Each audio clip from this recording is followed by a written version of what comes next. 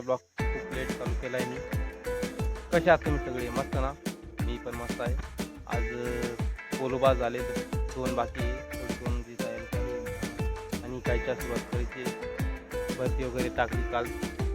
JCB आला होता त्यांच्याकडे, त्यामुळे